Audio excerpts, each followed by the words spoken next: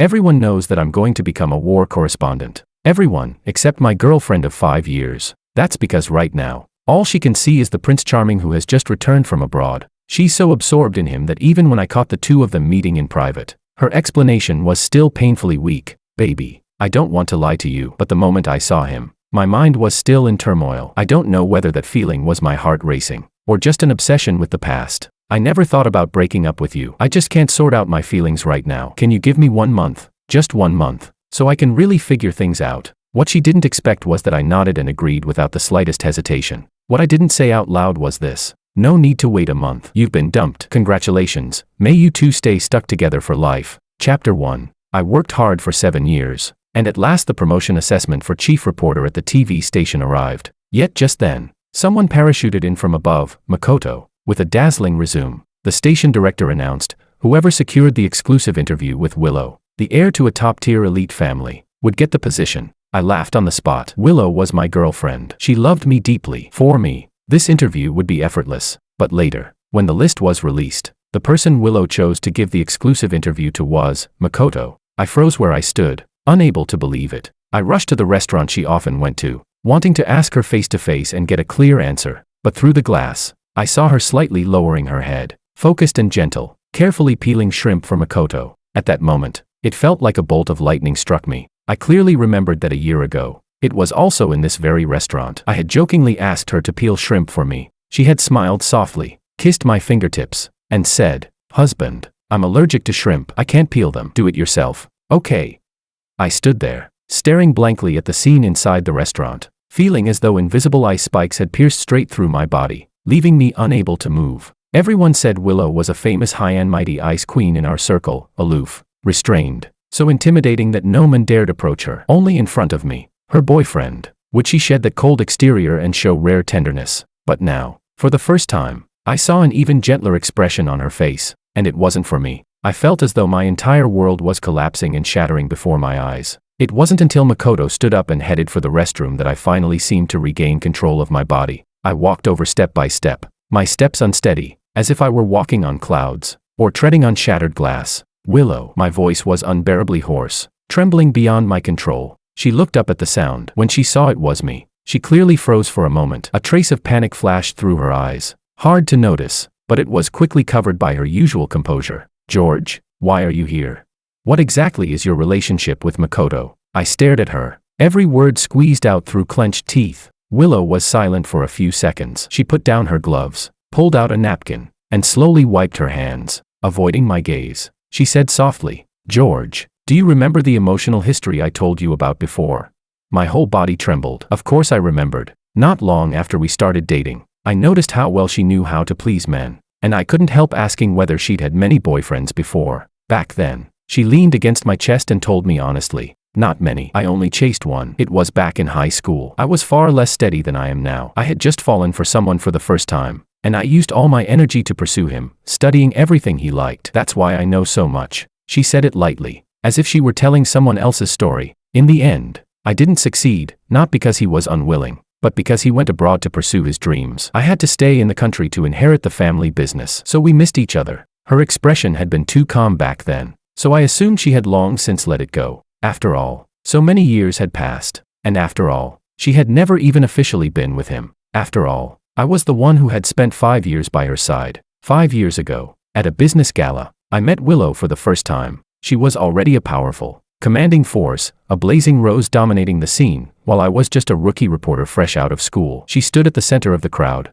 as if surrounded by her own aura, impossible to look away from. What I never expected was that after the gala ended, she took the initiative to ask for my contact information, and then began pursuing me. Someone Southwest untouchable would drive several streets on a freezing winter night just to buy the drink I liked, would quietly wait downstairs when I worked late into the night, would drop everything and stay by my side without leaving when I fell ill. I once asked her why she chose me. She had only gently kissed my chin and said, "Because you are you." Now that I think about it, perhaps it was only because I happened to appear during the gap in her heart. That person is Makoto, isn't it? My voice shook violently. Willow let out a soft Then what do you feel for him now? I heard myself ask, my voice trembling. After a moment of silence, Willow spoke in a low voice. "George, I don't want to lie to you. The moment I saw him, My heart was still unsettled, but I'm not sure whether that's love rekindled, or just an obsession with the past. She looked at me, her gaze complicated. I've never thought about breaking up with you, but right now, I can't sort out my feelings. Can you give me 1 month, just 1 month, to let me figure things out properly? It felt as though an invisible hand was gripping my heart tightly, squeezing until I could barely breathe. Not only had my chance at promotion been handed away by her own hands, now she was saying something like this to me. For the past 5 years, she had treated me so well. Everyone who had seen us together said that Willow loved me deeply. So why was it that Makoto's mere reappearance was enough to change everything?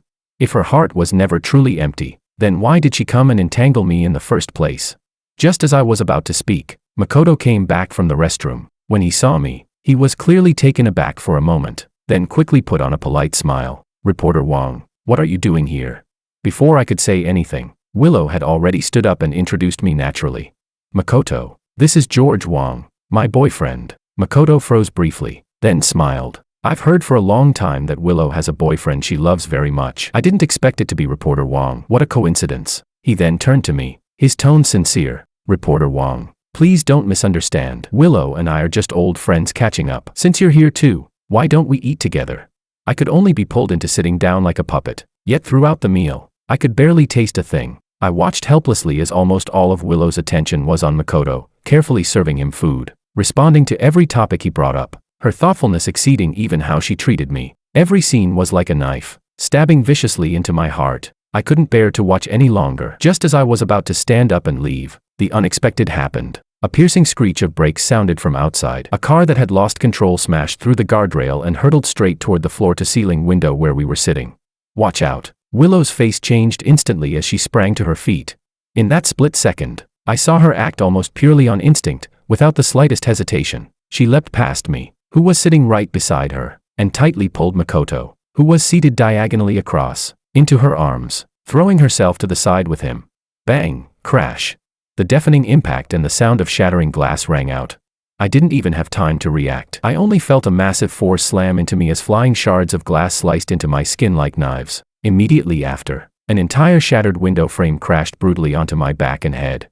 Blinding pain swallowed all my consciousness in an instant. The last image before everything went black was Willow holding Makoto tightly, her back to me, shielding him completely. When I woke up again, I was in a hospital room reeking of disinfectant. My whole body felt as if it had been torn apart and put back together, especially my head and back. I struggled to move my eyes. The room was empty, there was no one there but me. A nurse came in to change my dressing. Seeing that I was awake, she let out a sigh of relief. Mr. Wong, you're awake. Your injuries are quite serious. Concussion, multiple cuts from glass on your back, and minor bone fractures. You need plenty of rest. We should notify a family member to come take care of you. I looked at the empty room and said softly, I don't have any family. The nurse sighed, hesitated as if she wanted to say something, then left. The door wasn't fully closed. From the hallway came faint sounds of nurses chatting. Sigh. People really do have different fates. That Mr. Ito in the VIP ward, he just has a small cut on his hand. And Miss Liu is so nervous she's hovering over him nonstop. The doctor already said he's fine,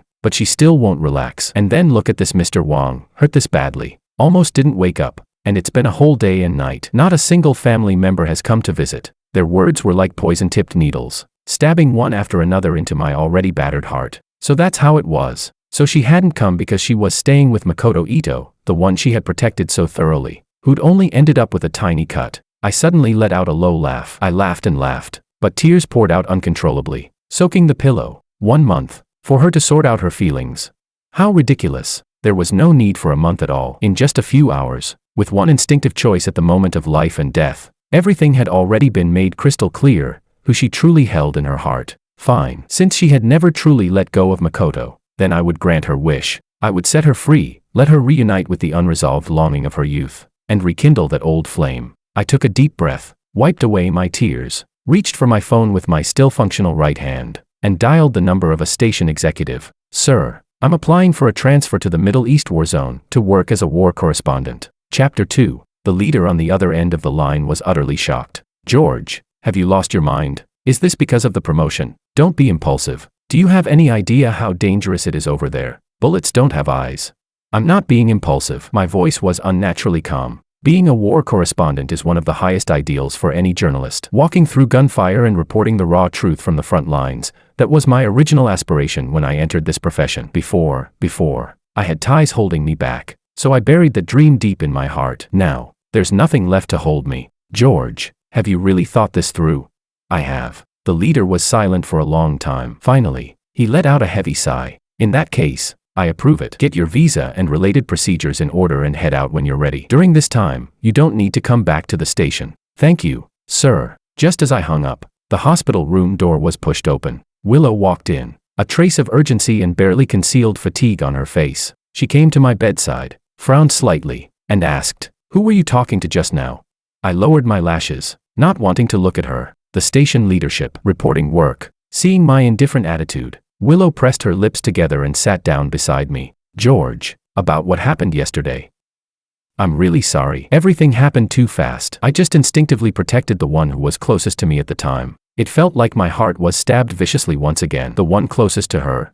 I was clearly closer. She had been sitting between Makoto and me. I was right at her side, within arm's reach. Yet the one she chose to protect was Makoto, whom she had to deliberately reach past me to grab. I said nothing. I simply closed my eyes, locking all the pain and despair tightly behind them. Over the next few days, Willow stayed in the hospital room to take care of me, but her mind was never fully there. She checked her phone frequently, and whenever she received updates from her assistant about Makoto's condition, her tone would unconsciously turn tense and concerned. I couldn't stand it anymore and said hoarsely, "You should go take care of Mr. Ito. I have nurses here." Willow shook her head, her tone firm. "He was just frightened and has a few minor cuts. You're seriously injured. I should stay here with you." I wanted to laugh until tears came out. Her body was here, but where was her heart? It had long since flown to Makoto's hospital room. What was the point of staying like this, forced and half-hearted? On the day I was discharged, at the hospital entrance, I happened to run into Makoto, who was being discharged as well. Makoto greeted us warmly, first asking with concern about my injuries. Then he took 2 exquisitely designed invitations out of his bag and handed one each to Willow and me. "The station is holding a promotion celebration dinner for me tomorrow night. Willow, George, you must come and honor us with your presence." I didn't take it. The smile on Makoto's face immediately turned a little strained. "George, are you still angry with me because I took your interview opportunity? I really didn't know you and Willow were in this kind of relationship. If I'd known earlier, I definitely wouldn't have accepted the assignment." And I truly didn't expect Willow to choose to accept my interview either. Yes, who could have expected it? Between her official boyfriend and someone else, she chose someone else. It felt like my chest was being struck again and again by a blunt weapon, the pain so deep it was almost numb. Just as I was about to speak, Willow had already calmly taken the invitation, giving Makoto a reassuring look. "This has nothing to do with you. Don't overthink it. George isn't that petty. Don't worry, we'll be there." To spare Makoto any embarrassment, she had already made the decision for me. My heart clenched painfully, but I said nothing. Over the next few days, I watched helplessly as Willow prepared earnestly for Makoto's celebration dinner. In front of the full-length mirror in the walk-in closet, she tried on one haute couture gown after another, meticulously matching jewelry and scarves. That level of solemn care, it felt less like attending an ordinary dinner and more like going to receive a supreme honor. She even brought in more than a dozen dazzling watches and cufflinks, spreading them all over the bed, and asked me to help choose. At first, I thought they were for me. I didn't even like such flashy things and was about to refuse when I heard her say, "Which set do you think Makoto would like?" In that instant, I felt as though all the blood in my body had turned ice cold. So this was it. Even when it came to gifts, she put in such painstaking thought, afraid he might not like them. My heart ached sharply, but I said nothing. I simply helped her choose in silence, and that very day, without telling her, I went and quietly applied for my visa. Chapter 3. On the night of the celebration dinner, Willow attended with me. As the main figure of the evening, Makoto was in high spirits, smoothly socializing among the guests. When he saw us, he came over openly to greet us. After exchanging a few polite words, he went off to attend to others, leaving us to ourselves. Although Willow stood beside me the entire time, her attention, her gaze, never once left the figure not far away. Whenever she saw Makoto chatting and laughing with unfamiliar women, the hand holding her wine glass would suddenly tighten, her knuckles turning white, and the wine in her glass would be drained one glass after another. I watched quietly. The barren wasteland in my chest was left with nothing but icy numbness. 5 years. In all that time, I had never seen Willow so out of control, so visibly emotionally stirred by a man. Suddenly, Willow slammed her wine glass heavily onto a waiter's tray with a crisp clink, then strode decisively in one direction. Instinctively, I followed her line of sight. I saw Makoto looking unwell, half supported and half dragged by a somewhat unfamiliar woman toward the elevator outside the banquet hall. My heart tightened, and I followed after them. The lighting on the terrace was dim. I saw Willow grab the woman's arm and deliver a fierce slap across her face. The movement was ruthless, completely devoid of Willow's usual calm restraint. You dared to drug him. Like a beast whose reverse scale had been touched, she slammed the woman to the ground, her slaps raining down like a storm, every strike filled with force. Willow, stop. Willow, I'm fine. Makoto seemed to be jolted awake in fright and rushed over to pull her back. Only then did Willow stop, breathing hard. She flung aside the woman, now disheveled and wailing, pulled out her phone, and called her assistant, her voice icy and terrifying. Come to the elevator lobby. Throw this person out. Find out which family she belongs to. From now on, I don't want to see her anywhere in a city again. It wasn't until the assistant dragged the crying woman away that Willow suddenly turned back and anxiously grabbed Makoto by the shoulders, checking him from head to toe. How are you? Are you hurt? Do you feel unwell anywhere? Makoto leaned against her shoulder, his voice weak. I'm fine. I just thought it'd be livelier with more people, so I let a friend bring friends too. I never expected something like this. Willow, thank goodness you came in time.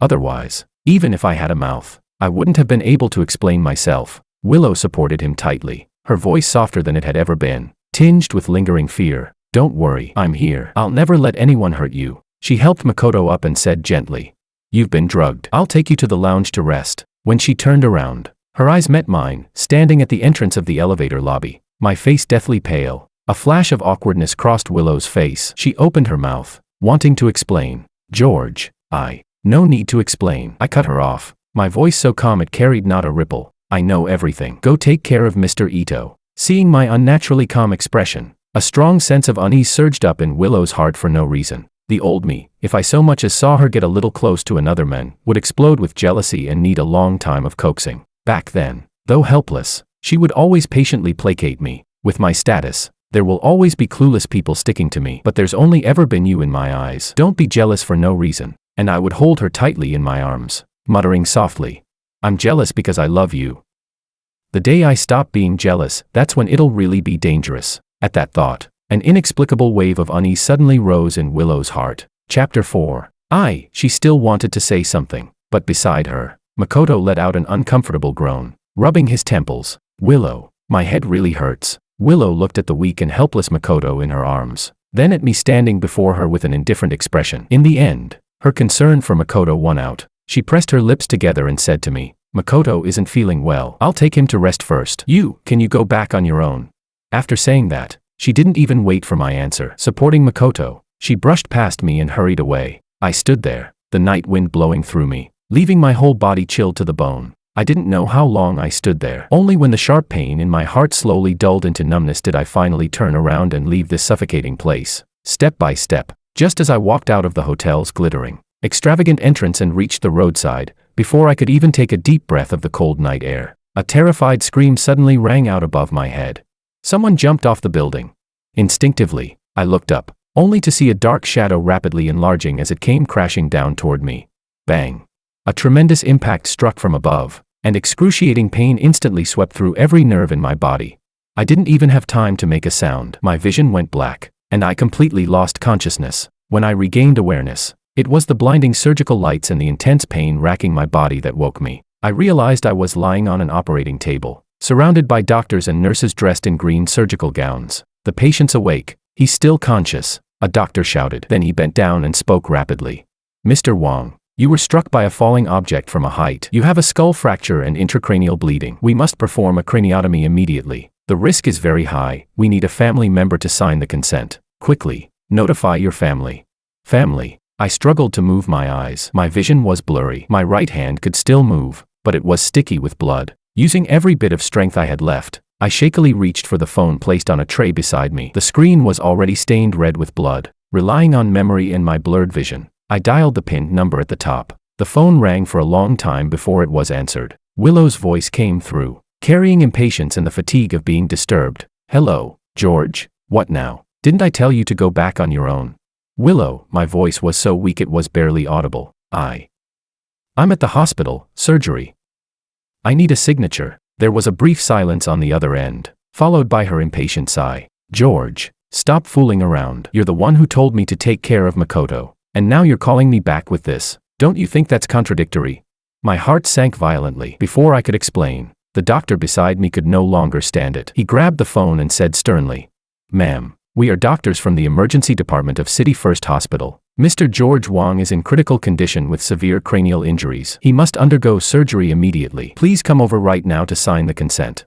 There was a brief pause on the line. Then Willow's voice returned, even more impatient, putting on a show and even hiring an accomplice. "George, I really don't have time to play along with this boring act of yours." At that moment, Makoto's voice faintly came through the phone. "Willow, what's wrong? Did something happen to George? Should you go take a look?" Willow immediately softened her tone. "No need. He's always used these tricks, pretending to be sick or pitiful, whenever I have the slightest contact with another man, just to throw a tantrum and call me back. This is just the same old routine. You're unwell and need someone by your side. I have to stay here and take care of you." After that, without waiting for the doctor to say another word, the call was abruptly hung up. The cold, monotonous busy tone was like a sharp blade, completely piercing through my last faint shred of hope. Overwhelming grief and despair engulfed me, yet I didn't even have the strength to cry. I looked at the doctor with great difficulty, my voice barely a whisper. "Doctor, if there's no family member to sign, can I sign it myself?"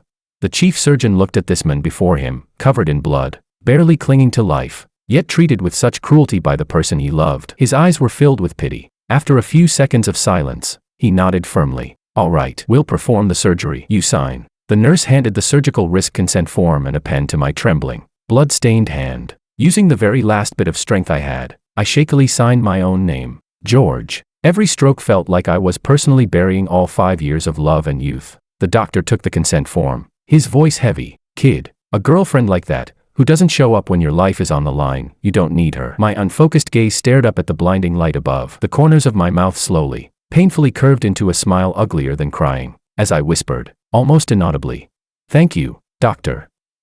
I never planned to keep her anyway." Chapter 5. The anesthetic was pushed into my vein, the icy liquid rapidly spreading through my entire body. In the final second before my consciousness sank into darkness, countless images flashed through my mind at lightning speed. The flutter of my heart when I first met her, the passion with which she pursued me, the sweetness and indulgence after we got together, her celebrating my birthday, cooking for me, walking with me down long streets in the rain. So it turned out that these 5 years of memories I had treasured so dearly couldn't even compare to Makoto's single reappearance before her. A cold tear slipped silently from the corner of my eye and disappeared into my hairline. When I struggled awake from the heavy haze once more, the first thing I saw was Willow sitting beside my hospital bed, her brows tightly furrowed. The moment she saw my eyes open, she leaned in at once. There was still lingering shock in her eyes, along with unmistakable guilt. Her voice was much lower and hoarser than usual. "George, you're awake. I'm sorry. I really didn't expect that call to be real. And I never imagined you'd be hurt this badly." I thought.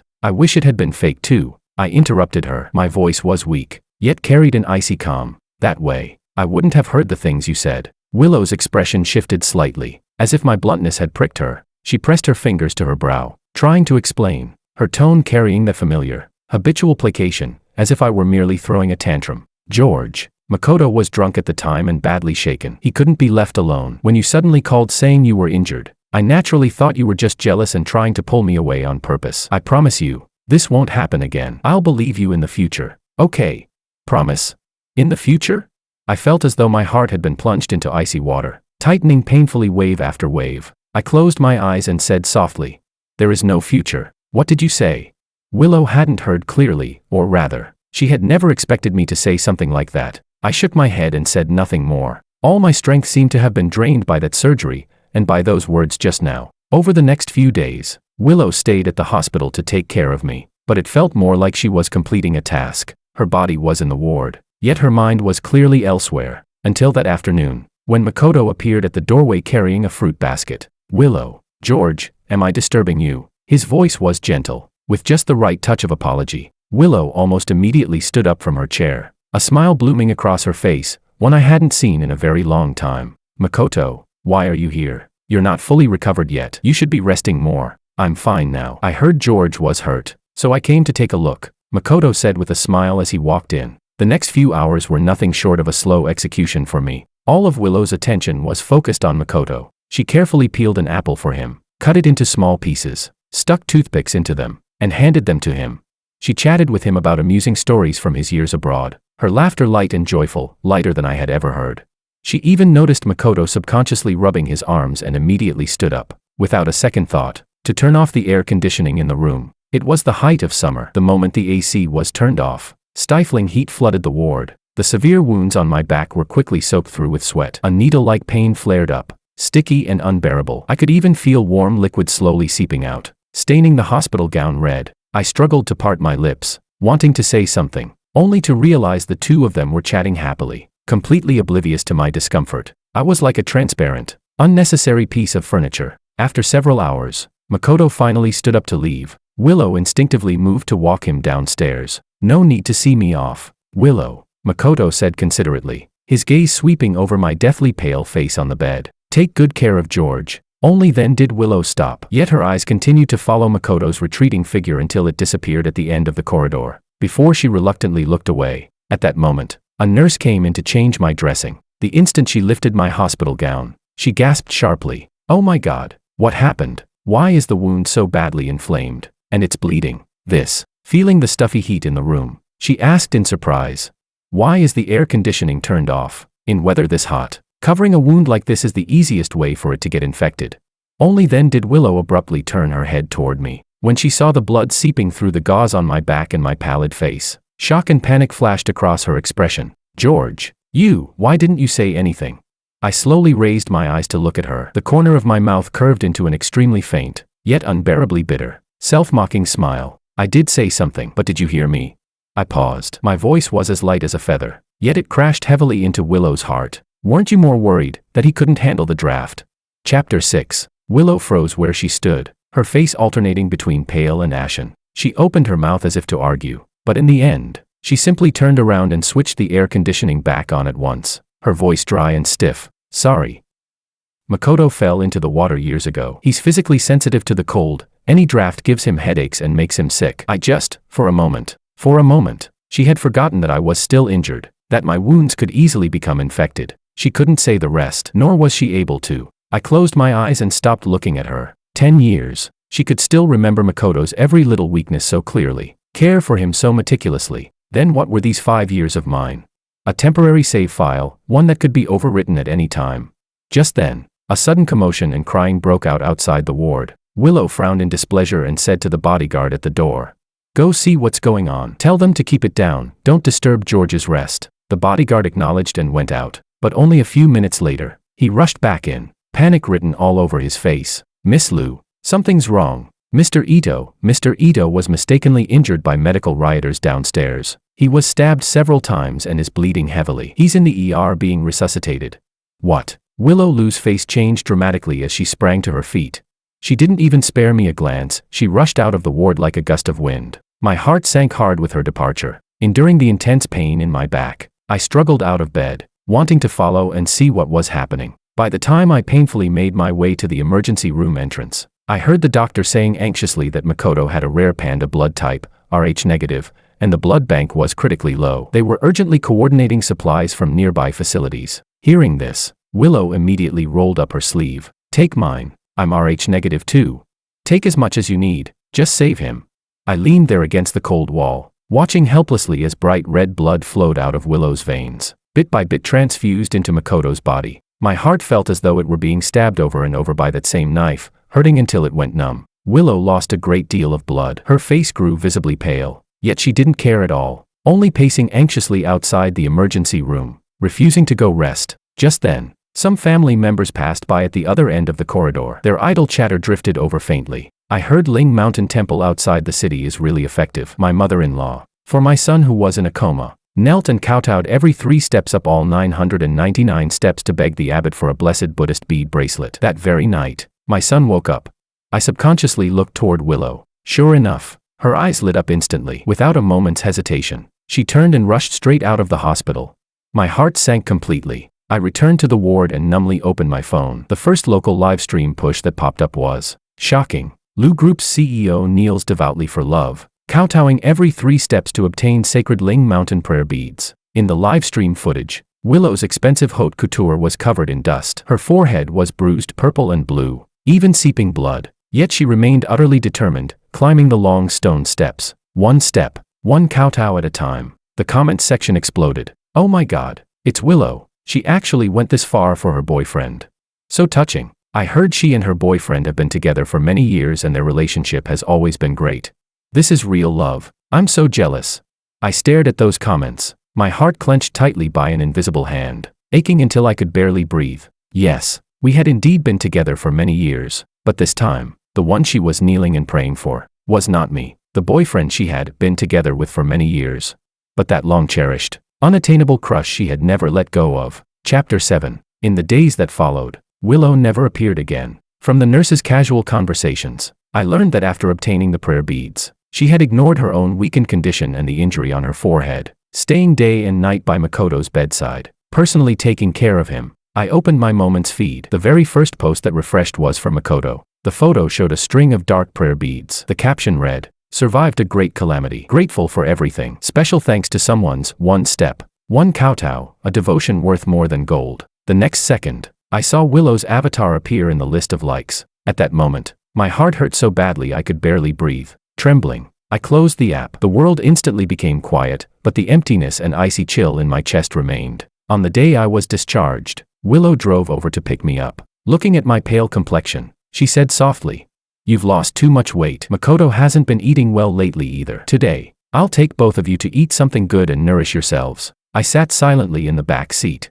watching the cityscape rush backward outside the window. Makoto sat in the passenger seat, smiling brightly as he chatted with Willow about recent happenings. In a daze, I felt as though I were the unnecessary outsider. At the restaurant, Willow took meticulous care of Makoto throughout the meal. She patiently peeled shrimp for him, neatly arranging the shrimp meat on his plate. From time to time, she refilled his water and gently wiped the sauce from the corner of his mouth with a napkin. A young couple at the next table cast envious glances our way. The boy whispered to his girlfriend, "Look at his girlfriend, she treats her boyfriend so well." Willow and Makoto exchanged a look. Neither of them spoke up to deny it. My heart ached as if pierced by needles. I could no longer sit still. I stood up and said, "I'm going to the restroom." Inside, I splashed cold water on my face again and again, trying to calm myself down. Just then, a shrill fire alarm suddenly rang out, and thick smoke rapidly spread. Panicked, I rushed out to warn Willow and Makoto, but when I ran back to our table, I found it completely empty. She had already taken him and left. She hadn't even thought of me.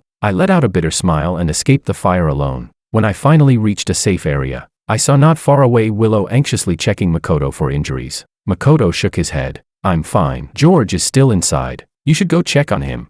Only then did Willow remember me. She was just about to turn around when she saw me standing not far away. She walked over quickly and asked with concern, "George, are you all right?" I looked at her, my heart filled with desolation. If Makoto hadn't reminded her, would she have completely forgotten that I even existed? "I'm fine," I heard myself say, my voice frighteningly calm. Willow seemed to relax a little, then said, "Makoto was badly shaken. I need to take him back. We're not on the same route. Can you take a cab home yourself?"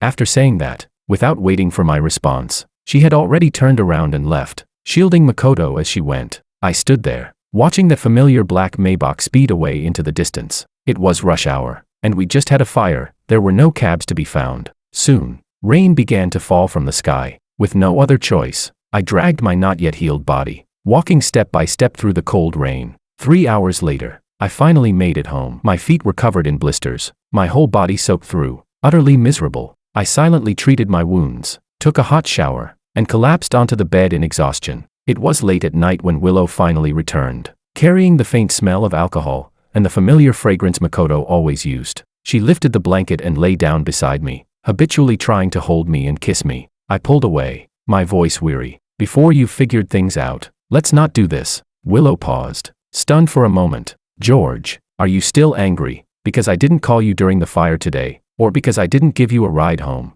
She tried to pull me back into her arms, her tone like she was soothing a sulking child. "Stop making a fuss. All these years I've been with you. There's only ever been you in my heart, no one else." Those words stabbed straight into my heart. No one else.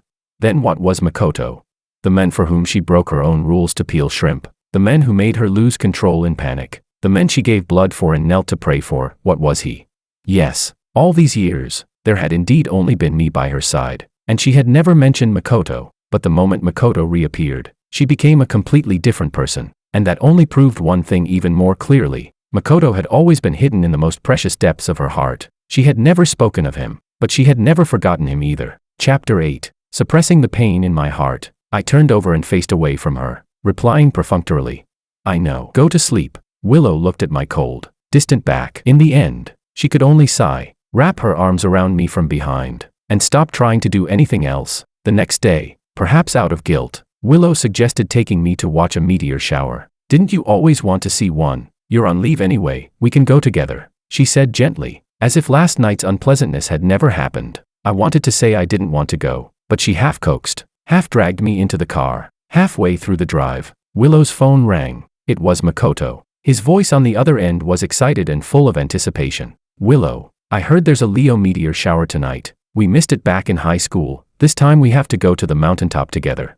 Willow subconsciously glanced at me in the passenger seat. I simply turned my head toward the window. Expressionless, she hesitated for a moment, then said softly into the phone, "Sure, George and I are already on our way. Since you want to go too, let's all go together." My heart clenched violently, the pain nearly making me curl up. She was always like this, so effortlessly turning me into the extra one, the option that needed to be accommodated. The car detoured to pick up Makoto. The moment he got in, he apologized repeatedly. "George, I'm really sorry. I didn't know you two had a date today. I just got back to the country, and Willow's basically my only friend here, so I thought I'd ask her to go with me." I said nothing, only nodded faintly. After reaching the foot of the mountain, the car could go no farther, and the three of us had to hike the rest of the way up. Along the way, Willow took meticulous care of Makoto, supporting him at times, reminding him to watch his step at others. Midway through, Makoto accidentally twisted his ankle. Cold sweat broke out as he winced in pain. Without hesitation, Willow crouched down,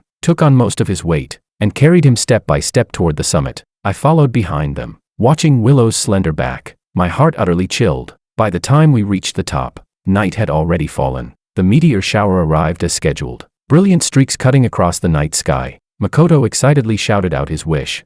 "I want to become the best chief reporter in the country."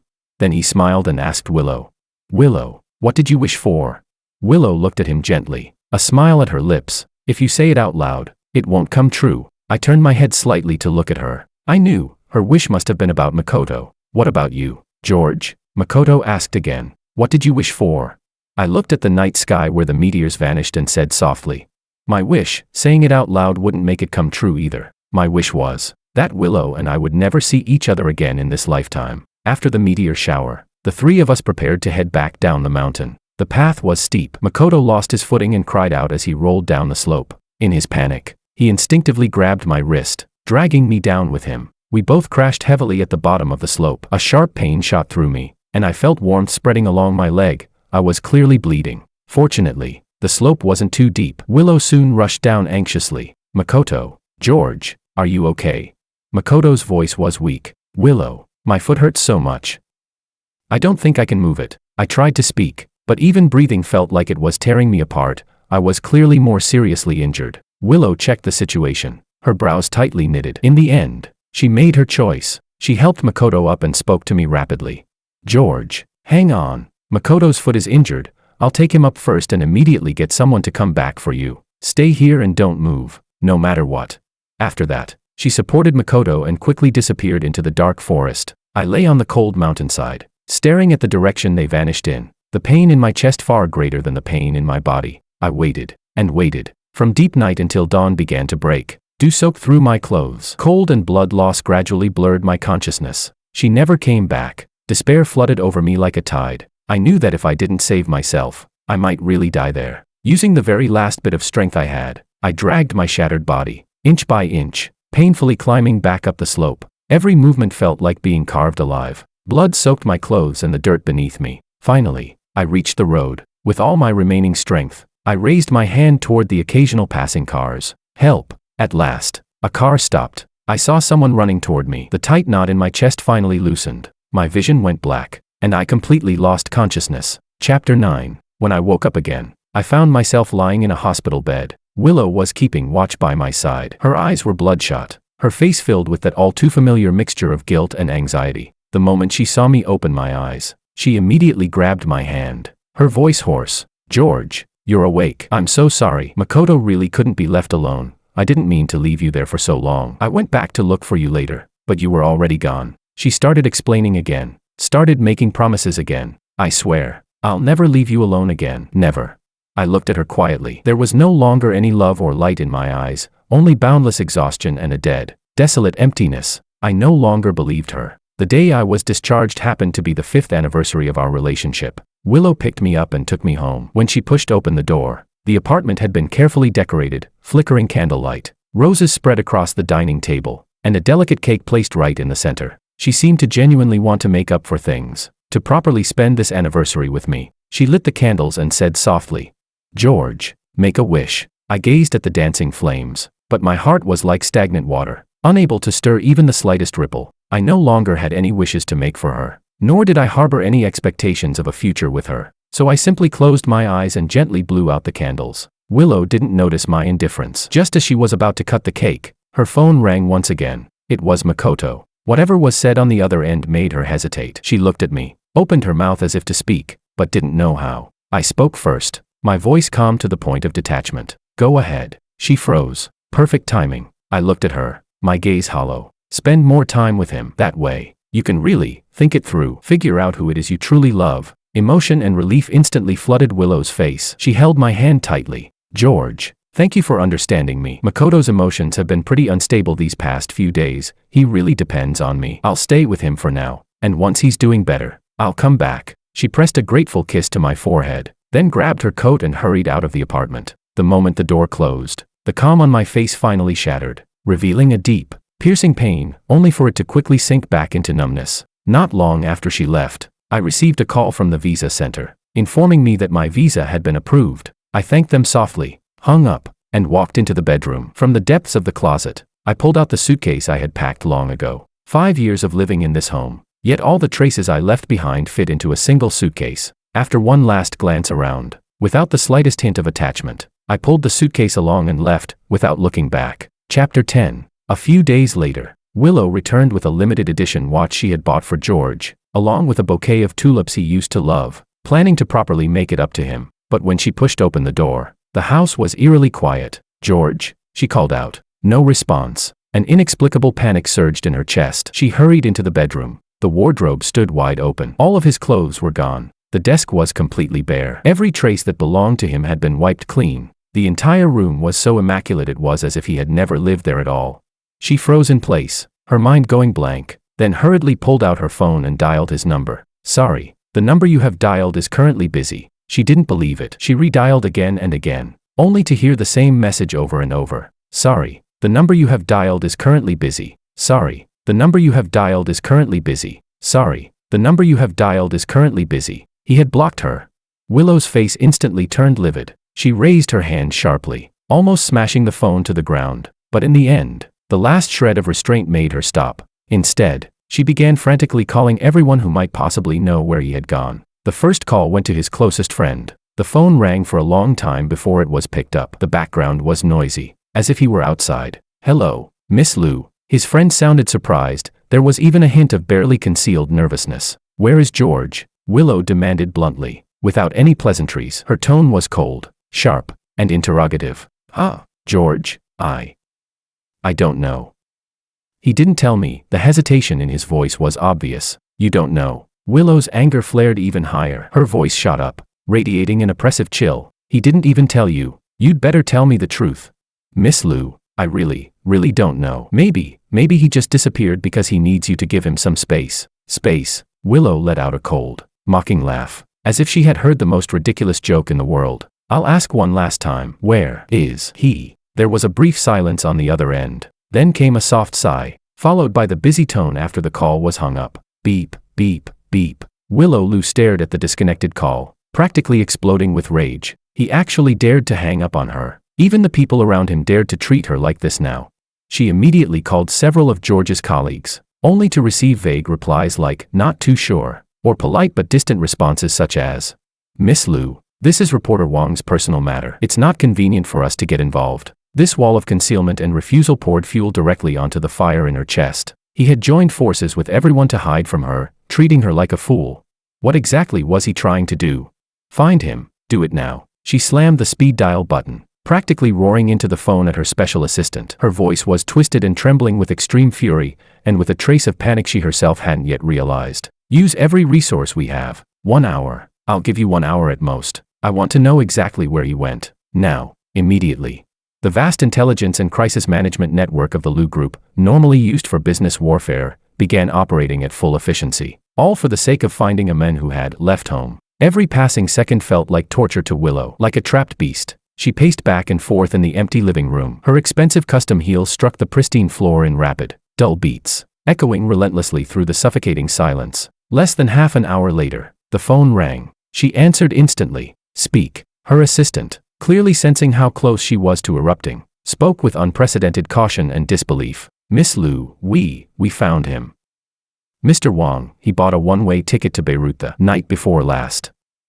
The visa type shows that it's a war correspondent visa. What? Willow shot up from the sofa, veins bulging at her temples. The Middle East, a war correspondent. Has he lost his mind? Just to spite me. He doesn't even care about his life anymore.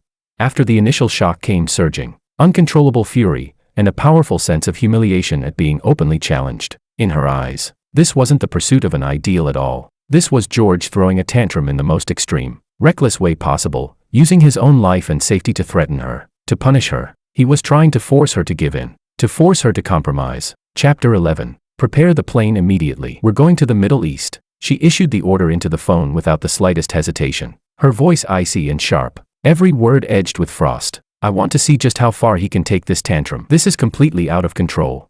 Grabbing her car keys and coat, she strode out the door. All the way there, her mind was filled with towering rage, and with thoughts of how to teach a lesson to that disobedient man who had disregarded his own safety and caused her enormous trouble. Her motive was simple and crude. Go to that damned, dangerous place and drag him back. As for salvaging their relationship, it had never even crossed her mind that it needed salvaging. In her view, he had simply gone too far with his tantrum. All she needed to do was show up, pull him out of danger, and everything would return to normal. After a long flight and a series of tedious, even slightly risky, clearance procedures, Willow's private jet finally landed at Beirut Airport. The moment she set foot on this land, the dry air thick with gunpowder and dust, combined with distant sounds she couldn't tell were celebratory gunfire or active clashes, made the woman accustomed to first-class cabins and five-star hotels frown deeply in discomfort. She subconsciously tugged at her collar, as if that could somehow block out the unsettling atmosphere. The temporary news station in the war zone was located in a building that looked relatively solid, though bullet holes still scarred its walls. People wearing bulletproof vests, hurried, exhausted, yet sharp-eyed, moved in and out, among the busy crowd of journalists and staff of different skin tones, all dressed in similar protective gear. Willow spotted George almost instantly. He was standing by a table hastily assembled from rough wooden boards. A large regional map spread across it. He and several foreign colleagues were gathered around the map, fingers moving rapidly across it as they spoke at high speed, arguing at times, nodding in agreement at others. A monitoring headset rested on his head, one side hanging loosely around his neck. The lines of his profile were taut, his gaze fixed intently on the map. That look, utter focus, driven by a clear sense of purpose, was something Willow had never once seen on his face before. He had lost a lot of weight. The slight softness in his cheeks was gone, his jawline now sharp and defined. Prolonged lack of sleep had left dark shadows under his eyes, and wind and sun had roughened his skin somewhat. Yet his eyes were startlingly bright, burning with a light Willow found both unfamiliar and painfully glaring. A light forged from responsibility, professional conviction, and independent resilience. He was no longer the man whose eyes held only her, the man who would get jealous over the smallest thing. That realization struck Willow's chest like a red-hot needle, catching her completely off guard. A sharp, unfamiliar pain flared, followed by a surge of panic that made her heart tighten and her breath hitch for half a second. But she quickly suppressed that strange feeling. Anger, and the determination to drag him back, once again took the upper hand. Chapter 12. She strode over, ignoring the startled looks around her, grabbed my arm, and her habitual command slipped out, forceful and unquestionable. George, look at yourself. What do you think you're doing? Come back with me immediately. She expected that, like before, the moment she appeared, I would compromise without hesitation and go with her. But my reaction was completely beyond her expectations. I frowned slightly, then calmly, almost with a hint of disgust, shook her hand off with force. I lifted my head and looked at her with an icy, distant gaze, as if she were an irrelevant stranger. My voice was even and flat. Miss Lu, please conduct yourself properly. This is a work area. I'm working. What do you need? Miss Lu. The form of address was like a bucket of ice water poured straight over Willow's head, freezing her in place. She was nailed there by the sudden rejection and that cold Miss Lu, hardly able to believe her own ears. What did you call me? She repeated, her voice rising slightly with shock and anger, sharp with offense. "George, haven't you had enough of this nonsense?" She stepped closer, trying to force me into submission with the pressure she was so used to wielding. 5 years. We were together for 5 years. You just walk away like that, over something so trivial, just because I took a little extra care of Makoto lately. And you take revenge on me like this, running off to this hellhole where people get killed, throwing your life away. Do you have any idea how dangerous it is here? Her voice grew louder and louder, drawing the attention of several foreign colleagues nearby. They stopped what they were doing, frowning as they looked over, their eyes filled with obvious disapproval and caution. Someone even stepped forward instinctively, subtly positioning themselves slightly in front of me, as if to shield me. I wasn't intimidated by her rage. I didn't even look at the colleagues trying to protect me. I merely lifted my chin slightly and met her reddened eyes calmly. After listening to that long string of accusations, my face remained expressionless. I only let out a very light, very faint smile. There was no warmth in that smile, only a weary, all-seeing irony that inexplicably stabbed Willow in the chest. "Willow." My voice was still steady, but it was like a cold surgical blade, beginning to peel back the truth layer by layer. "Between us, is it really just because you took a little extra care of Makoto?" I tilted my head slightly, my gaze holding a near-cruel composure. "Do you want me to help you recall it, one item at a time?" Without waiting for her answer, I continued. My pace wasn't fast, but every word was crystal clear, striking the still air, and striking Willow's face as it gradually stiffened. "When the restaurant's floor-to-ceiling window shattered and glass flew everywhere, who was the person you instinctively leapt past me to protect tightly in your arms? In the hospital room, who only had to say he was afraid of drafts for you to shut off the air conditioning without hesitation, leaving the stitched wound on my back to fester, swell, bleed in the heat, hurting so badly I couldn't sleep? At the celebration dinner terrace, who did you lose control for, throwing punches like a madwoman, and then help up and take away, right in front of me? When I was lying on the operating table and the doctor couldn't find a family member to sign the surgical consent, when they called you, whose hospital room were you in, saying impatiently that I was acting, that I was making trouble? On the mountaintop watching the meteor shower, whose ankle twisted just a little, and you immediately helped him up, leaving me dragged down the slope, my legs split open by rocks and bleeding non-stop, alone in the wilderness all night. And our 5th anniversary, the candles on the cake had barely gone out when you received whose call, stood up at once, and left me without a second thought. Before you left, you even remembered to thank me for understanding, didn't you? One by one, I listed them. No hysteria, no sobbing accusations, just facts, as if I were telling someone else's story, yet every detail was like an ice-hardened carving knife, precisely slicing open the self-deception around Willow's heart and exposing the bloody truth underneath. Willow was left speechless. The color drained from her face bit by bit. Her initial fury was replaced by a sudden, unguarded panic. She opened her mouth, but it was as if something had tightened around her throat, leaving her unable to form a complete sound. She wanted to argue. She wanted to say, "That's not how it was." She wanted to say, "I only did it because." But under my calm, unflinching gaze, those pale excuses looked unbearably ridiculous and utterly powerless. Chapter 13. I was just, she struggled to put words together, but her mind was in complete chaos. "You were just instinctively choosing him." I cut off her futile attempt, my gaze utterly devoid of emotion. There was only a dead, lucid clarity, every single time, without exception, in your heart. Even the slightest discomfort of his mattered more than anything earth-shattering that happened to me.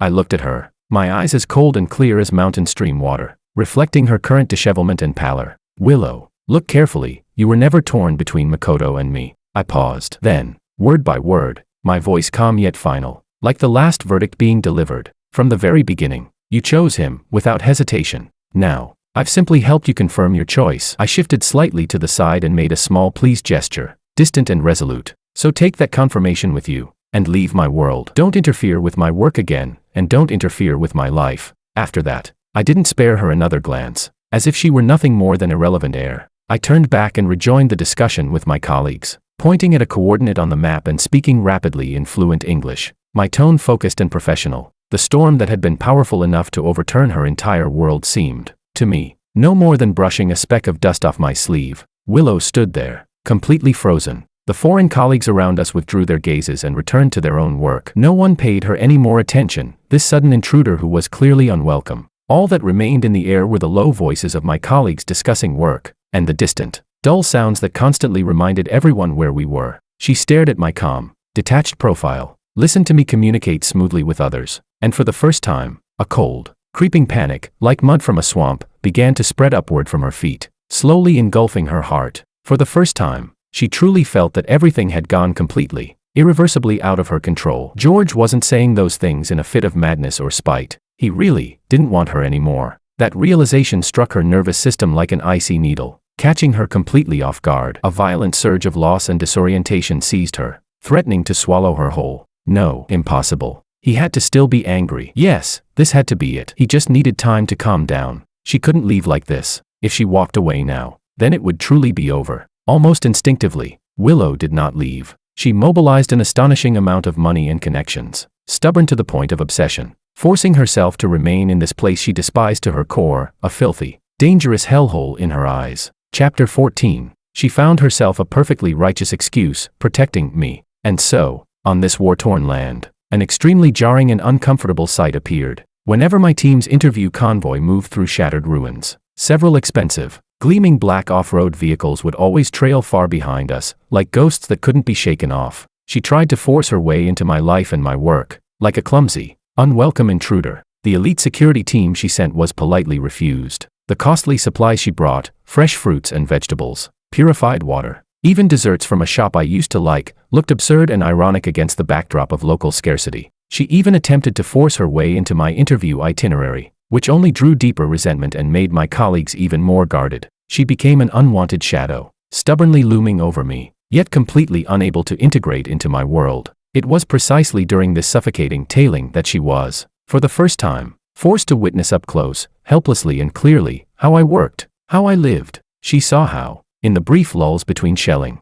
I calmly raised my camera to document the ruins. How I struggled to communicate with terrified civilians in halting local phrases, my eyes filled with sincere compassion and respect. How, in conditions of extreme scarcity, I shared a single piece of dry, hard bread with colleagues, and even locals, drinking from the same bottle of water without a second thought. How I repeatedly ventured closer to the front lines, disregarding danger, just to obtain the most truthful first-hand reports. Without her, I wasn't just surviving well, I was even radiating a vitality she had never seen before. Brighter, tougher, more compelling. It was a strength rooted in suffering yet growing toward the light, far more powerful than any flower carefully cultivated in a greenhouse. This realization began to gnaw at her heart like countless tiny ants, day and night, bringing a strange, slow, relentless dull pain. And with it came an even deeper fear, one that nearly drowned her. The belief she had always clung to, George needs me, was being ruthlessly shaken, dismantled inch by inch, by the ironclad reality before her eyes.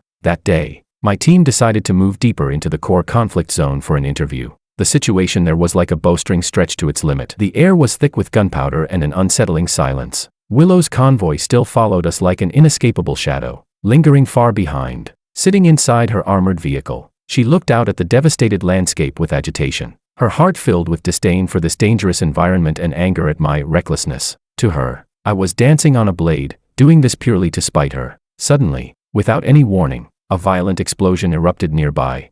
Immediately after, dense gunfire cracked like exploding beans. The clash had escalated. "Take cover. Find shelter, now," the seasoned security chief roared through the radio. Chaos exploded instantly. Screams, cries, whizzing bullets, and collapsing debris collided into a deafening storm. Willow's heart clenched violently, her gaze locking onto the figure ahead, wearing a bulletproof vest, yet still looking frighteningly thin. In the midst of the chaos, I suddenly lunged toward a local little boy who had frozen in the middle of the road, crying in terror. Almost at the same moment, a dull thud sounded. Willow saw it clearly. My shoulder jolted violently. A shocking bloom of red spread across my dust-colored vest, rapidly expanding. The force of the bullet sent me staggering backward. Together with the child, I crashed behind a pile of collapsed walls and rubble, instantly swallowed by smoke and debris, disappearing from sight. "George!" Willow felt a deafening buzz explode in her head, as if all sound in the world had been sucked away. Blood rushed violently to her head. Her vision went black for a split second. All the anger, all the calculations, all the resentment, all the pride, they were obliterated in that instant. What remained was only the most primitive, savage fear. Like an icy giant hand, it seized her heart mercilessly, squeezing until she could barely breathe. She didn't even realize when she shoved the car door open and rushed out. "Miss Lou, come back. It's dangerous." The bodyguard's shouts and the shriek of bullets faded into distant noise behind her. She couldn't hear anything. She couldn't see anything. She ran toward the place where I had fallen. Like a beast driven mad, stripped of all reason, she charged straight into the ruins. Stray bullets whistled past her ears and body. Flying debris sliced through her expensive suit, her cheek, her arms, burning with pain she didn't even feel. George, George, answer me, she screamed, her voice shattered and distorted by terror. She clawed frantically at the rubble with her bare hands. Bricks and twisted steel tore into her fingers, blood pouring freely, yet she felt nothing. Finally, she saw me, my face pale as paper, smeared with dust and blood, my eyes tightly shut, the blood stains on my vest unbearably vivid. At that moment, Willow felt as if a massive hand had seized her heart and twisted it violently, the pain so intense it nearly tore her apart. Chapter 15. Hang on, George, I'll get you out, I'm here. Her voice trembled violently, almost incoherent. She carefully moved away the rubble pressing on my leg, then used all her strength to lift me up, shielding me with her entire back and the back of her head, as if doing so could block every fatal danger. Protecting me, she staggered backward through the hail of bullets, one unsteady step after another. Every step felt like walking on knife blades. Suddenly, a piercing pain shot through her left calf.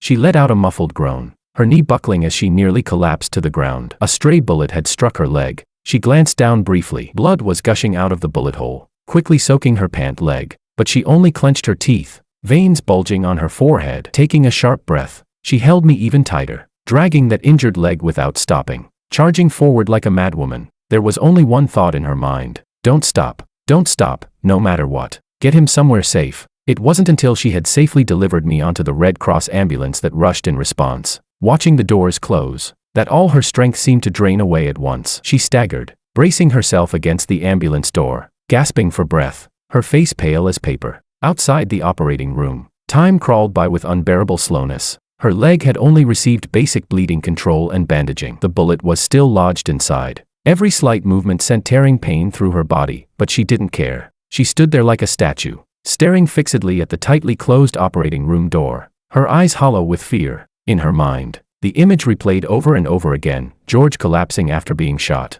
blood spreading across his clothes. Each replay chilled her to the bone, making her tremble uncontrollably. Faced with such extreme fear and the threat of loss, the ridiculous arrogance and self-importance she had always clung to were completely shattered. At this moment, she realized with absolute clarity, she could not lose George, absolutely not. However, this realization, forced out of her at the edge of life and death, was soon interpreted and digested by her deeply ingrained, distorted way of thinking. After the initial shock passed, she leaned against the cold wall, looking at her own disheveled, blood-stained state, and an absurd, almost relieved thought slowly rose in her heart. See, George, without me, you would have died. You see that now, don't you?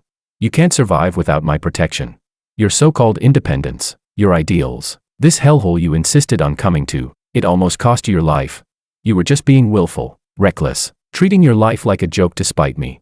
She regarded her instinct-driven, near-suicidal rescue as powerful, irrefutable proof of love, and as her greatest leverage to make him come to his senses and change his mind. She even began rehearsing what she would say once he woke up, how she would educate him, persuade him, make him face reality and obediently go back with her. A few days later, I finally pulled through and woke up from the coma. Willow immediately dragged her injured leg forward, almost throwing herself at my bedside. Her face was filled with post-disaster relief, and with a hint of expectation, one she didn't even realize carried the air of seeking credit. She grabbed my uninjured hand, her voice urgent. George, you're awake. You scared me to death, do you know that?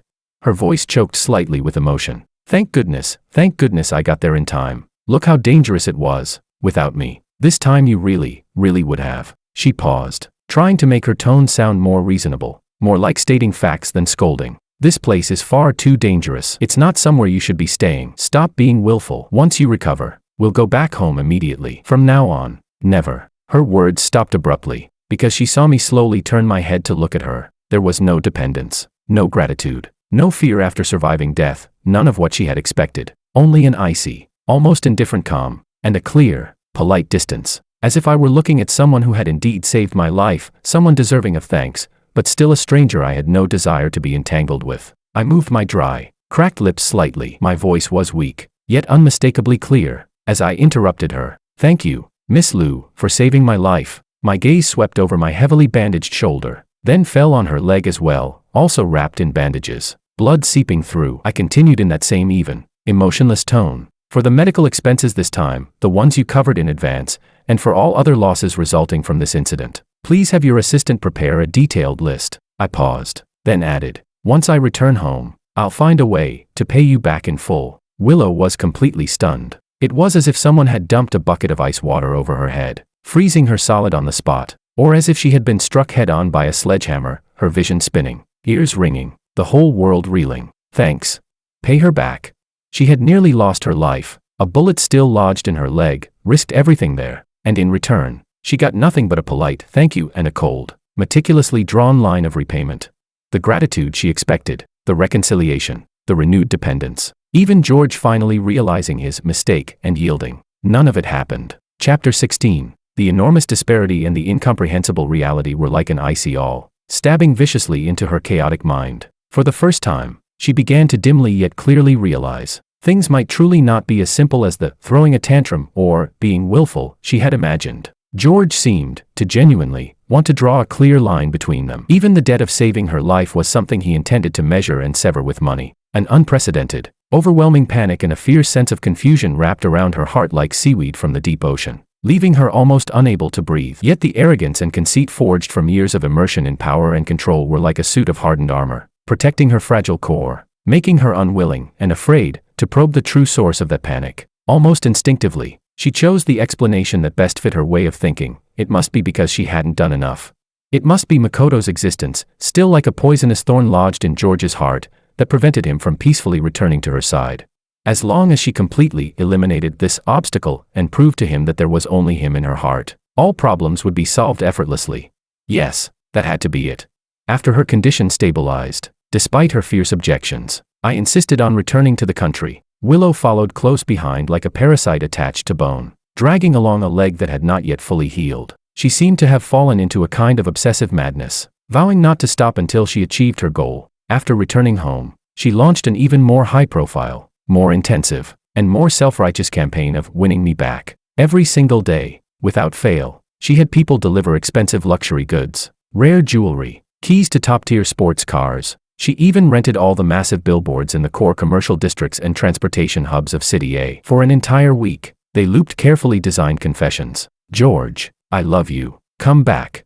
Willow's only love in this lifetime is George. She frequently appeared downstairs at the TV station and outside the residential complex of my newly rented apartment, trying to intercept me and force me to have a talk. She was always accompanied by bodyguards and assistants, the spectacle enormous, drawing constant attention from passers-by, while gossip tabloids ran consecutive front-page stories. Everything she did, rather than being an attempt to win me back, felt more like a grand, self-indulgent performance staged for herself. She was proving to everyone that Willow had already bowed her head, had already lowered herself to try her best to reconcile, and that I should no longer be ungrateful or push my luck. However, my response was like a series of loud slaps, mercilessly striking her face. All gifts were returned intact. The recipient name on the delivery slips read Reporter Wong, not Mr. Wong. Those expensive billboards were up for only one day. On the second day, they were all removed and replaced with public service ads and commercial advertisements at an astonishingly high efficiency. I negotiated directly through station leadership and even paid the breach of contract penalties myself. My attitude was firm and uncompromising. The harshest move of all was this: I even released a short but resolute public statement through the TV station's official channels, prominently published on the station's website and partner media outlets. I, George, ended my romantic relationship with Ms. Willow long ago. I am currently focusing on my career development. Please do not disturb my private affairs. I decline any unrelated interviews or attention. Thank you all for your concern. This statement was like a cold surgical knife, precisely severing every possibility of ambiguity and entanglement she tried to create, defining her actions outright as harassment and unrelated attention. Every rejection stacked another layer onto Willow's rage and sense of frustration. She felt as if her dignity was being pressed into the ground and rubbed over and over again. In her fury, she once again wrongly blamed everything on that so-called root of all evil. It must be Makoto. It must be his existence, still like an insurmountable chasm, standing between her and George. As long as she completely eliminated this obstacle and proved to George that there was no one else left in her heart, he would surely change his mind. And so, without further hesitation, she mobilized ruthless, thunderous measures and began to deal with Makoto in a cold and efficient manner. Chapter 17. Willow's methods of dealing with Makoto were fast, precise, and ruthless, carrying an unquestionable coldness. She barely had to expend any effort. Makoto's seemingly glamorous resume and network of connections were as fragile as paper in the face of the vast Liu family intelligence network and capital power. A few phone calls, several perfectly timed, anonymous tips, the sudden withdrawal and defection of key partners. In just a few days, the once highly acclaimed chief reporter Makoto, who had risen to the top the moment he parachuted in, was completely disgraced within City A's media circle and even across the entire social scene. He was molded into the image of a scheming opportunist who climbed the ladder through ambiguous relationships, even going so far as to intrude into someone else's romance as a third party. Some of his less than glorious past incidents were dug up and sensationally amplified. No one dared to hire him anymore, and no circle was willing to accept him. In the end, amid waves of scorn and mockery, he could only pack his bags in disgrace, flee overseas, and vanish completely. After finishing all this, Willow sat in her spacious yet icy office, looking at the final report delivered by her assistant. She felt little emotional fluctuation. Instead, a sense of satisfaction rose within her, like having cleaned house, along with a faint expectation, as if she had rendered some great merit. See, the obstacle had been cleared. For you, I went this far. She almost couldn't wait to find me. This time, she deliberately avoided locations that might easily provoke my resistance. Instead, she intercepted me in the lounge area of an industry banquet, in a setting that seemed relatively natural. She looked at me, her tone even carrying a trace of eagerness and relaxation, almost like claiming credit, though she herself hadn't noticed it. George, she lowered her voice, trying to sound sincere. Look, I've taken care of Makoto. Everything of his has been returned, and he's gone. He won't come back. He'll never appear between us again, never annoy you or become a knot in your heart. She paused, carefully observing my expression, as if waiting for me to show relief or even the slightest softening. Now, you should finally be at ease, right? Her unspoken implication was practically glaring. See, I've done this much for you, cleared away all the obstacles. You should be satisfied now. You should come back. After listening to her, I didn't answer right away. I quietly looked at her for a few seconds. My gaze was so calm that it inexplicably made Willow uneasy. Suddenly, I let out a very soft laugh. There wasn't the slightest hint of being moved or pleased in that smile. Instead, it was filled with an indescribable sense of absurdity and sorrow, as if I had just heard an utterly ridiculous story. Willow. I shook my head. There was a weariness in my voice that seemed to pierce through everything, even carrying a trace of pity. From beginning to end, you really never understood where the problem lay. The bit of expectation on Willow's face instantly froze. There was never any such thing as a Makoto obstacle. My voice was clear and calm, like a surgical blade precisely cutting through all her layers of self-deception. From start to finish, the problem was only you. I looked at her face as it suddenly turned ugly and said each word with force, and your failure to understand love itself. After that, I no longer looked at the shock,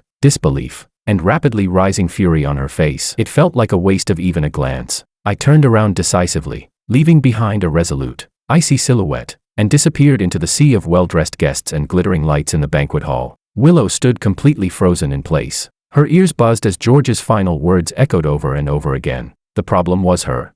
She didn't understand. She didn't love him. Absurd. Completely absurd. She had done so much for him. She had even taken a bullet for him, nearly lost her life there. And now she had cleared away all obstacles and troubles for him. When had she ever gone this far for anyone? What more did he want? What more did he expect from her? Chapter 18. Overwhelming rage, resentment, and the humiliation of being completely denied instantly swallowed Willow whole. Her blood rushed to her head with a violent roar. Who did he think he was to say such things? Who gave him the right to deny everything she had done? George, you can only be mine. This obsessive thought screamed wildly in her mind, nearly shattering the cage of reason. I will never let go. Never. However, her near uncontrollable frenzy of obsession and pursuit did not last very long, making such a public spectacle over a former boyfriend, even going so far as to mobilize corporate resources to settle personal vendettas, had already gravely angered the elders within the Liu family. A family meeting, so heavy with tension it felt as if water could drip from the air, was convened in the study of the Liu family's old residence, a room that symbolized absolute authority. Willow Liu, you've gone far too overboard lately. Father Liu's face was dark as still water. The agarwood cane in his hand slammed heavily against the floor, producing a dull thud filled with unquestionable authority. For the sake of a man, you've stirred up chaos across the entire city, making it known to everyone. What kind of conduct is this? The group's reputation and even its stock price will be affected. Another elder from the uncle's generation followed up, his tone carrying pressure. The matter of your marriage alliance with the Lin family must be put on the agenda. Young Master Lin has a very favorable impression of you. The union of our two families is crucial to the Lu Group's future strategic layout. This is what you should be focusing on. An arranged marriage? Willow looked as though she had heard the greatest joke in the world. The corner of her lips curved into an icy, razor-sharp smile. Her gaze, keen as a hawk's, swept fearlessly over every elder present who sought to dictate her life. Impossible. She abruptly stood up. Her tall figure radiated an intense sense of oppression, a terrifying low pressure emanating from her entire body. Word by word, she declared clearly, more like a proclamation of obsession pushed to madness. I, Willow, will marry no one but George. Other than him, I want no one. Her eyes swept across the shocked and furious faces around her. Her tone was decisive, leaving no room for negotiation. No one else will ever have me, and I will never belong to anyone else. There is no room for discussion on this matter. She even went so far as to wield her absolute controlling stake, suppressing all dissenting voices in an almost dictatorial manner. Yet this declaration that appeared to be love as deep as the sea, and no one but him, was not, at its core, born entirely of profound love and respect. Rather, it was driven far more by a pathological, unquestionable possessiveness and obsession.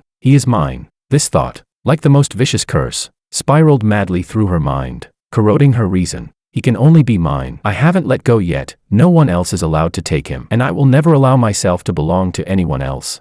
She stubbornly believed that as long as she refused to let go, as long as she cleared away all so-called obstacles, such as the family-arranged marriage, and proved her resolve to everyone, George would one day see her good, turn back, and everything would return to the starting point under her control. However, reality struck her with its heaviest blow precisely when she was most confident. Just as she was busy dealing with internal family pressure, believing she had eliminated all external obstacles, news about George once again reached her through special channels. The content was simple, yet every word cut like a blade. George had accepted an invitation from an international news organization and was being permanently transferred out of the country, stationed overseas in a region plagued by more frequent conflicts, harsher conditions, and near total isolation, serving as a chief war correspondent. No return date set, and it might even be permanent. Chapter 19. After that, reports about him began to appear frequently during prime time on authoritative international media outlets such as the BBC and CNN. Willow could only see his figure, coldly and from a distance, through news channels she had once disdained. He stood amid the shattered ruins left behind by artillery fire, delivering live reports on sight, his tone steady and his gaze firm like a blazing torch, as if it could pierce straight through the screen. He ventured deep into the heart of the war zone, braving gunfire and shelling to interview all parties involved. His reporting was objective and incisive, filled with the power of humanistic concern. He stood on the stage of an international journalism awards ceremony, dressed in a simple black suit, accepting the trophy that symbolized the highest honor in the profession. Radiant and composed, he delivered a speech about truth and peace with calm confidence. He was moving farther and farther away from her, so far that she could no longer reach him, so far that she could only look up at him through a cold screen like the most ordinary of viewers. The young man who had once nestled in her arms, who could cry and laugh, was gone. In his place stood someone she no longer recognized, brilliant, dazzling, and firmly rooted in a much broader world. The feeling that he had completely broken free from her control, that he no longer needed her or the world she represented, was like an invisible, icy hand that finally clamped tightly around her throat at that very moment, plunging her into an unprecedented, almost overwhelming panic and a suffocating emptiness. He now possessed a magnificent, extraordinary stage of life that belonged entirely to him, and on that stage, from the very beginning, there had never been a place reserved for her. Driven by panic, she began almost frantically trying to re-establish contact, even if it was entirely one-sided. She switched phone numbers repeatedly, dialing every number he might possibly recognize, only to be met each time with a cold, number unavailable, or a busy tone. She wrote long emails, her words shifting from accusations to pleas, all sinking into the void without a single reply. She searched through all his social media accounts, only to find that they had either long stopped updating or that she had been completely blocked and blacklisted. She spared no expense, raising the stakes again and again, bribing every possible channel that might come into contact with him, whether it was his overseas colleagues, assistants, or even locally hired security personnel. The feedback she received was always identical, cold, formulaic, as if copied from the same template. Reporter Wang is very busy. Reporter Wang does not wish to be disturbed. Sorry, no comment. It was as if he had used the hardest steel and the most resolute will to build an invisible yet insurmountable wall between her and himself, completely and permanently isolating her from his world. This total, Airtight rejection brought with it an unprecedented sense of helplessness and terror, which began to gnaw at Willow day and night without pause. She began to suffer from severe insomnia, lying awake night after night in her empty, icy bedroom, staring at the ceiling as his resolute departing figure and those cold, distant eyes replayed endlessly in her mind. Only by relying on large amounts of strong alcohol, enough to nearly numb her nerves, could she barely manage to pass out for a short while. Yet even in those brief, alcohol-dominated dreams, it was always the same image of him turning away, over and over again, looping endlessly. She would wake in a cold sweat every time, her chest aching as if something had been hollowed out from within. Chapter 20. Willow's temper grew increasingly volatile and irritable. Even the most trivial matter could set her off. At the company, she became a walking, extremely unstable powder keg. Her gaze was gloomy, her tone icy and cutting, leaving all executives and employees trembling with fear, as if walking on thin ice. A heavy low pressure hung over the entire upper management of the Lu Group. It felt as though the softest, warmest part of her heart had been brutally dug out, leaving behind a hollow, icy sense of loss that grew clearer by the day. It tormented her so badly that she could neither eat nor sleep, and her entire person visibly withered at an alarming speed. Yet she still stubbornly, almost obsessively, refused to admit that this was the loss of love. She forcibly categorized this soul-ripping pain as nothing more than intense discomfort caused by a broken habit,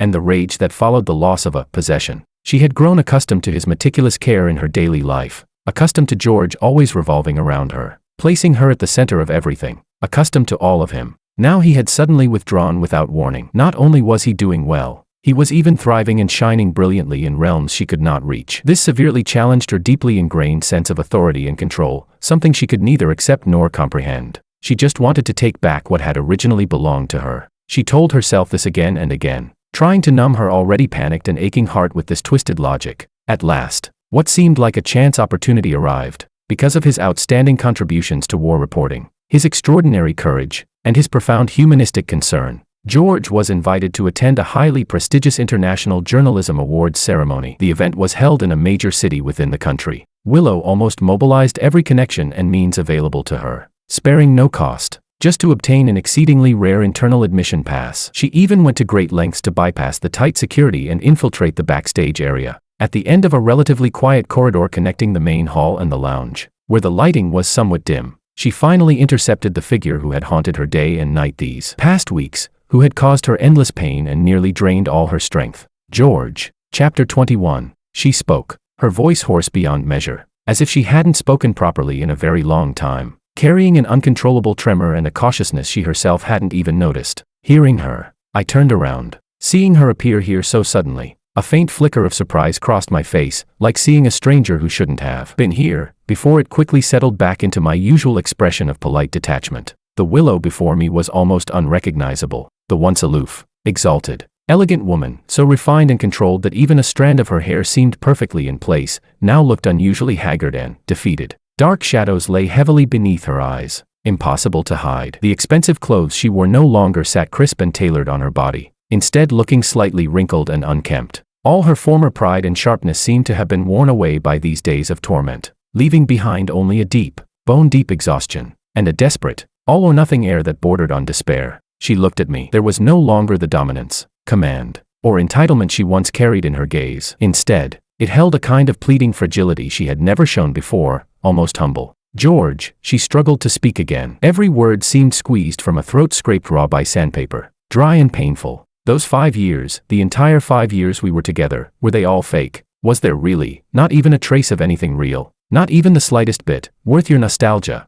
This was the first time she had ever stood before me, having completely stripped away all posture, pride, and pretense, exposing the most primitive, lost, and helpless truth within her. I looked at her quietly, at this woman I had once loved to the bone, for whom I had given everything, yet who could no longer stir even the faintest ripple in my heart. There was no hatred in my eyes, no resentment, not even sarcasm, only the calm clarity of someone who had weathered countless storms and seen through the world, as though I were examining a past that no longer concerned me. It was real, I said slowly, my voice steady, as if I were recounting someone else's story, devoid of any emotional fluctuation. Those 5 years, everything you did for me, every kindness you showed me, the food you took me to eat, the gifts you gave me, even the protection and care you believed yourself to be offering, were all real. A faint, fragile glimmer of hope instantly ignited in Willow's eyes. Almost like a plea, she took a hurried half-step forward, as if clutching at the very last lifeline. But my next words were like the sharpest awl, tempered by ice over countless years, precise, merciless, and utterly unforgiving, shattering every pitiful illusion that had just begun to form. But Willow, do you still not understand? My gaze was clear as a mirror, reflecting her face as it froze instantly, drained of all color. In those 5 years, you weren't loving me. You were loving, through me, the shadow of Makoto, the one you could never obtain in your youth, the one you could never let go of. You projected onto me everything you had wanted to do for him but never got the chance to do, every bit of tenderness, patience, care, romance, even that regret-laced, self-indulgent desire to give and sacrifice, magnified and poured entirely onto me. And I paused slightly here, the corner of my lips lifting ever so faintly, almost imperceptibly, with a trace of self-mockery. Was the fool who only realized at the very last moment, after reality had slapped him in the face again and again, that he was nothing more than a pitiful substitute. Boom. Those words were like the final strike of a judge's gavel, carrying thunderous, annihilating force as they crashed down upon Willow's head. In an instant, they shattered every shell of self-deception she had built, ripping open the truth she had always feared to face and desperately tried to bury, laying it bloody and exposed under the harsh light of day. No, that's not true, it can't be. She instinctively tried to refute it, to deny it loudly, her lips trembling, but not a single clear syllable could escape her. Yet the fragments of memory she had deliberately ignored and forcibly suppressed now surged uncontrollably into her mind, vivid, merciless, and cruelly linking themselves together. Why was it that when she first met George, she had been so proactive, so eager in pursuing him? Was it because from a certain angle, in a certain expression, he faintly resembled that unattainable figure buried deep in her memories? Why was it that she clearly didn't like sweets, yet after casually hearing that Makoto had loved a particular old-fashioned dessert shop back in high school, she went out of her way to cross half the city just to buy them for George? At that moment, was she satisfied by George's smile, or by the illusion that she had finally filled in some long-standing regret of her own? Why was it that she was allergic to shrimp, yet subconsciously remembered that he loved eating them? And later, after Makoto appeared, she could even make an exception for him, enduring the discomfort to peel shrimp for him. What had she been thinking then, about the treatment George had never received, or about finally having done this thing for him in her memories? Why, when George asked about her past relationships, had she described that unfulfilled crush so vividly, almost with a faint, unconscious wistfulness, as if every detail were etched into her bones? That wasn't honesty. That was repeatedly chewing over and reliving regret, by telling it to her current partner. So that was it. That so-called deep affection she prided herself on. That inexplicable, lingering attachment to Makoto that had even fooled herself, and her repeated, unconscious favoritism toward him. None of it had ever been some unforgettable, bone-deep love. It had merely been a pathological fixation on youthful regret, an obsession born of wanting what she could never have, of something forever feeling unfinished, and what she had truly grown used to, depended on, immersed herself in, and even absorbed into her very bones without realizing it, was the warmth, the tacit understanding, the sense of security, and those trivial yet genuine, everyday moments of happiness that George, the real, living person, had given her over those 5 years. She hadn't been torn painfully between a long-cherished crush and her current boyfriend. She had already fallen in love with George, the man who stayed by her side day after day, giving her real warmth, yet she had been utterly blind to it. Instead, she had used every foolish and cruel method imaginable to hurt him, to push him away, all to worship and preserve that long-since hollow, self-beautified illusion of youthful obsession. A massive, belated, tsunami-like wave of regret and terror crashed down on Willow in an instant, completely swallowing her whole. Her limbs turned icy cold, her entire body trembled violently. Beyond her control, she could barely remain standing, only managing to cling uselessly to the cold wall for support. No, that's not it. George, that's not how it is. She suddenly stepped forward, her emotions utterly spiraling out of control, trying to grab my hand. Her voice was filled with an unprecedented, total panic and despair, her words tumbling out incoherently. I love you. I know it clearly now, absolutely, unmistakably. The one I love is you. It's always been you. It has nothing to do with anyone else. I was stupid. I was blind. I let my heart be clouded. Give me one more chance. Just one. Please. I'm begging you. Her eyes were bloodshot, her posture so low it was almost as if she were about to kneel, sinking into the dust. I looked at her reddened eyes, at the genuine, overwhelming pain and pleading within them. Yet my heart felt no ripple at all, only a calm that came after the dust had finally settled. Gently, yet with absolute firmness and an unquestionable resolve, I withdrew my hand. I shook my head. My tone remained calm, but it carried a decisive finality, pronouncing the ultimate verdict. Willow, your love came too late, And after you chose him again and again, after you abandoned me and hurt me for the sake of that ridiculous obsession, this kind of love is also far too cheap for me. I can't afford it, and I don't want it anymore." With that,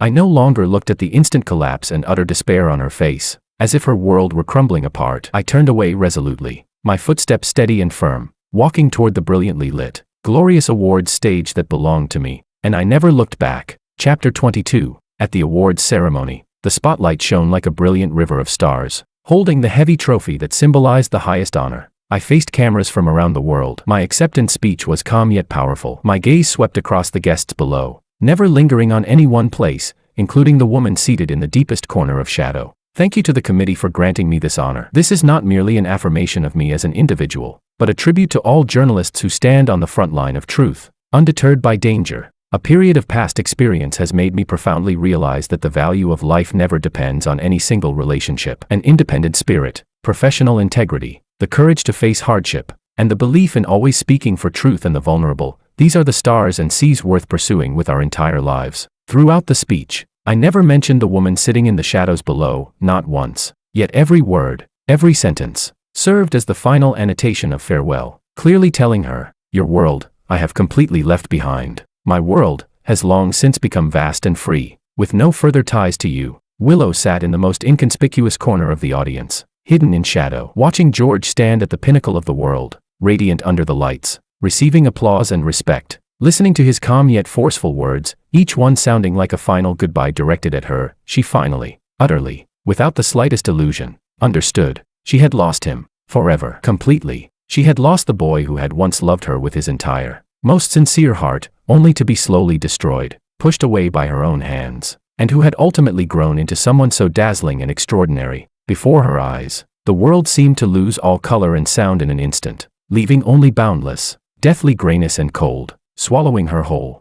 A few years later, late one night, Willow stood alone before the floor-to-ceiling windows of her empty, icy penthouse apartment, immaculate and lifeless like an expensive showroom. Outside lay the city's dazzling prosperity, brilliant yet devoid of warmth. Unable to shine into the room, on the massive LCD screen, an international news channel played silently. On screen, George appeared on scorched ground where the flames of war had only just died down, embers still warm. He stood calmly before the ruins, delivering a live report. Even without sound, the composure, strength, and quiet compassion he carried seemed to pierce through the screen. In her hand, she held a glass of strong liquor. The amber liquid swirled gently, yet she did not drink. Her fingers lifted unconsciously, tracing, through the cold, smooth surface of the screen, his brows and eyes, his features, his lips, again and again, with extreme gentleness. In her eyes was a depth of despair so thick it could drown her. And love, a love that had come too late, too painful, too hopeless. After a long while, she tilted her head back and drained the glass in one gulp. The burning liquid scorched her throat and stomach like fire, yet it did nothing to suppress the barren, icy emptiness and pain hollowing out her chest. Staring at the men on the screen, someone she could no longer touch, no longer chase back, she murmured softly. Her voice was hoarse and broken, like a dreamlike whisper, carrying eternal regret. "I think I've only just learned how to love, but you no longer need it." Outside the window, the city's brilliant yet icy lights silently reflected her figure, forever frozen in remorse and solitude, long and wordless.